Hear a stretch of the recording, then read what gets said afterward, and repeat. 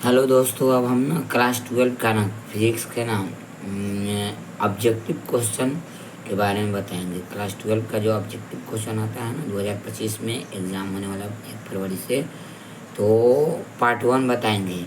जो क्वेश्चन आया हुआ है वो, जो क्वेश्चन पूछा गया है वो, और जो क्वेश्चन संभावित होगा ना उसके बारे में बताएंगे। आप लोग देखिएगा एक एक करके, जो फिजिक्स का चैप्टर है ना एक एक करके आप लोग देखिएगा, बताएंगे, उसका आंसर होगा।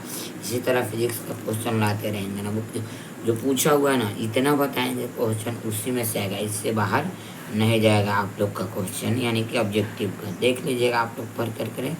अच्छा है, अगर जो कंटेंट अच्छा लगे तो वीडियो को सब्सक्राइब कीजिएगा, चैनल को सब्सक्राइब कीजिएगा, वीडियो को शेयर कीजिएगा।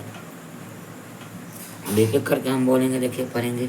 यानी कि क्या करें, किसी धन आवेशित वस्तु में होती है, यानी एक धन आवेशित वस्तु होता है ना, उसमें क्या होता है, यानी कि इलेक्ट्रॉन में अधिकता होता है, कि इलेक्ट्रॉन में कमी होता है, कि प्रोटॉन की अधिकता होता है, कि प्रोटॉन की कमी। तो इलेक्ट्रॉन में कमी होता है, क्या होता है आपका, इलेक्ट्रॉन में कमी होता है ना। ये क्वेश्चन है 1 नंबर। आगे बढ़ते हैं, देखिए इलेक्ट्रॉन पर कितना आवेश होता है, इलेक्ट्रॉन पर कितना आवेश होता है आपका, इलेक्ट्रॉन पर बताइए कितना, 2 × 10⁻21c, 0.6 × 10⁻19c होता है, कि 0.6 × 10⁻19c होता है, 2 नंबर ऑप्शन है 2 × 10⁻19c होता है। तो आपका बी आंसर हो जाए, यानी कि 0.6 × 10⁻19c होता है ना। ये सारा क्वेश्चन पूछा हुआ है बिहार बोर्ड में ना, पिछले का सर क्वेश्चन को निचोड़ ला करके हम लोग अथी कर रहे हैं ना, कंटेंट एनसीईआरटी का बुक है ना ये सब। किसी माध्यम में अपेक्षित पराविद्युतता ER होता है ना, इलेक्ट्रॉन आर, यानी कि किसी माध्यम में अपेक्षित पराविद्युतता क्या होता है, यानी कि इलेक्ट्रॉन बटा इलेक्ट्रॉन जीरो, के इलेक्ट्रॉन गुना इलेक्ट्रॉन जीरो होता है, सी में इलेक्ट्रॉन प्लस इलेक्ट्रॉन जीरो होता है, डी में इलेक्ट्रॉन माइनस इलेक्ट्रॉन जीरो होता है। तो आपका जो आंसर होता है ये इलेक्ट्रॉन बटा इलेक्ट्रॉन जीरो। अब आगे देखिए प्रश्न में क्या पूछा जा रहा है, इलेक्ट्रॉन जीरो का ऐसे मतलब क्या होता है, इलेक्ट्रॉन जीरो का ऐसे मतलब क्या होता है, न्यूटन m⁻⁻1, बी में फैराडे m⁻⁻1, फैराडे मीटर बोल सकते हैं, इनवर्स 1 भी बोल सकते हैं, कूलॉम, इसको सी मतलब कूलॉम m⁻⁻1, और डी में इनमें से कोई नहीं, इनमें से कोई नहीं। तो आपका बी आंसर हो जाएगा, क्या हो जाएगा, बी आंसर हो जाएगा। यानी कि इलेक्ट्रॉन जीरो का ऐसे मतलब क्या होता है, फैराडे m⁻⁻1 होता है, फैराडे m⁻⁻1 होता है। आपका आगे क्वेश्चन क्या पूछ रहे हैं, मुक्त आकाश की पराविद्युतता होती है, इसका वैल्यू क्या होता है, मुक्त आकाश होता है ना, उसका पराविद्युतता क्या होती है, तो 9 × 10⁻9 m Faraday metre minus 1.6 × 10⁻−19c होता है। सी में ऑप्शन है 8.85 × 10⁻−12 किलोमीटर होता है, फैराडे मीटर होता है ना, नॉन ऑफ दी। ये तो आपका आंसर हो जाएगा सी, 8.85 × 10⁻- फैराडे मीटर -1। ये वेरी वेरी इंपॉर्टेंट क्वेश्चन है आपका, फिजिक्स का है ना, 12 क्लास का। अब देखिए आगे क्वेश्चन होता है 1/4 इलेक्ट्रॉन का मान कितना होता है, वैल्यू इसका कितना होता है, 9 × 10⁻12 newton metre square coulomb C⁻², 9 × 10⁻12 newton metre square C⁻², 9 × 10⁻9 newton metre square C⁻²। D में ऑप्शन है 9 × 10⁻9 न्यूटन मीटर स्क्वायर C⁻²। तो आपका सी आंसर हो जाएगा, क्या हो जाएगा, सी, 9 × 10⁻9 न्यूटन मीटर स्क्वायर C⁻² होता है आपका। ये हो गया। आगे प्रश्न के बारे में बताएंगे यहाँ पे।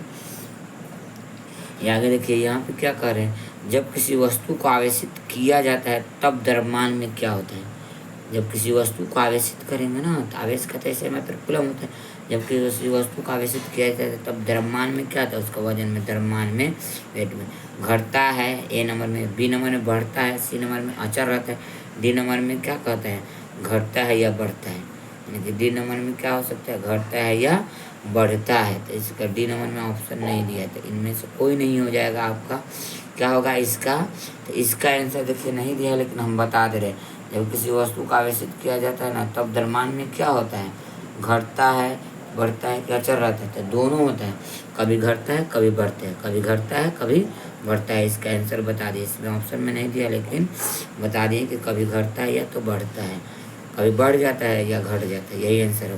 पारावैद्युतता का ऐसे मात्रक क्या होता है, पारावैद्युतता का ऐसे मात्रक क्या होता है, कूलम स्क्वायर एन पर power minus 1 metre square N पर पावर माइनस 2 कूलम एन पर पावर माइनस 2। इसमें क्या दिया है, न्यूटन सी स्क्वायर एम पर पावर 2, डी में दिया है न्यूटन एम पर पावर माइनस 2। आपका आंसर हो जाएगा ए नंबर, क्या हो जाएगा ए, सी स्क्वायर एन पर पावर माइनस 2 एम पर पावर माइनस 2 होता है, ये आंसर हो जाएगा।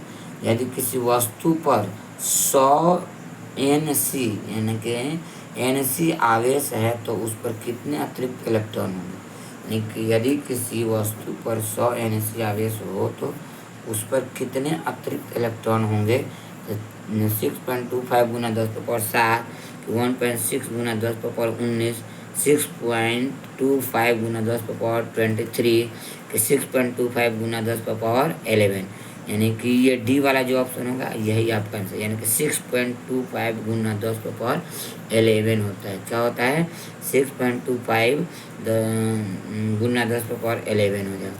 अब देखिए कूलम्ब बल है, एक कूलम्ब होता है ना, कूलम्ब बल होता है ना, तो कूलम्ब बल क्या है, केंद्रीय बल होता है कि विद्युतीय बल होता है कि ए और बी होता है कि कोई नहीं।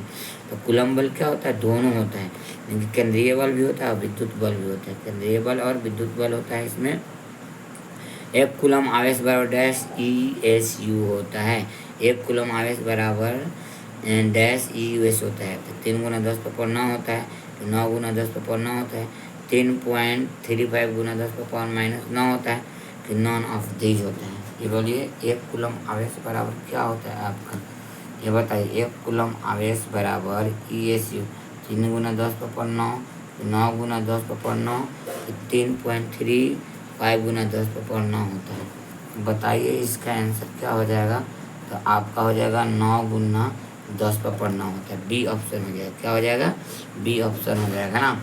अब देखिए आवेश के पृष्ठ तनाव का ऐसे मात्रक क्या होता है, आवेश के पृष्ठ तनाव का ऐसे मात्रक क्या है, कूलम एम पर पावर माइनस 2, न्यूटन एम पर पावर माइनस सी भी पर पावर माइनस 1 कूलम मीटर होता है, यानी कि आवेश के पृष्ठ तनाव का ऐसे मात्रक क्या होता है, ए नंबर ऑप्शन होगा, कूलम एम पर पावर माइनस 2, यही आंसर होगा।